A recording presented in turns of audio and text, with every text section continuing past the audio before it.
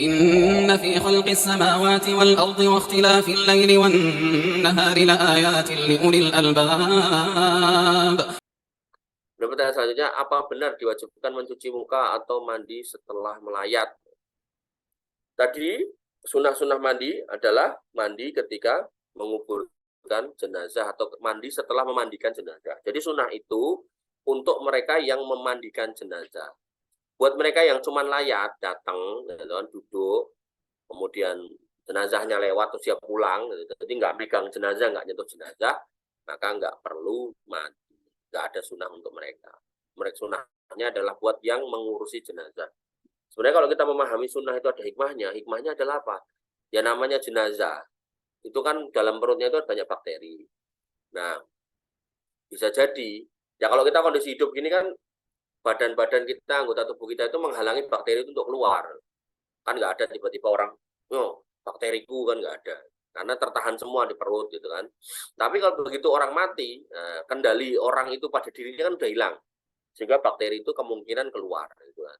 Nah, sunahnya adalah ketika orang ini memandikan, dia kan ya mencet perutnya, kotorannya dikeluarkan, ditekuk-tekuk kotorannya dikeluarkan, kemudian mulutnya digosokin, dibuka gitu kan, mungkin ya bakteri dari mulutnya. Kan ada beberapa mudin tadi itu, kadang itu dia nggak pakai sikat gigi, odolnya taruh tangan dilepuk kayak gitu, ada yang kayak gitu.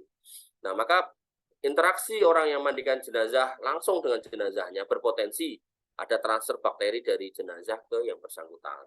Sehingga Nabi SAW memasukkan atau menyunahkan ya orang yang sudah mengurusi jenazah ini untuk mandi. Walaupun Nabi nggak ngomongkan soal bakteri ya, nah, kita ngomongkan sekarang ini loh, ilmu pengetahuan sekarang ini mengungkap atau menyingkap hikmahnya kenapa kita disuruh mandi kalau ngurusi jenazah itu gitu loh. Jangan sampai nanti habis ngurusi jenazah terus pulang langsung makan, nah, bakteri masuk ke tubuh kita, sedangkan bakterinya mungkin orang mati ini bakterinya lebih ganas, akhirnya kita nyusul lah kan repot gitu. Nah, hal-hal kayak gini nih yang harus kita pahami. Nah, berarti termasuk apa ya? Termasuk yang nampani di kuburan gitu loh.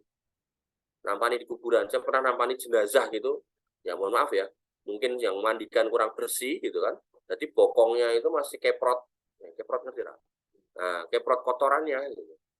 Nah, kan kita nggak tahu kecipratan apa enggak, nyenggol apa enggak. Kan kalau kemudian itu dari kain kafan itu kan sok meleber, mungkin kepegang apa enggak.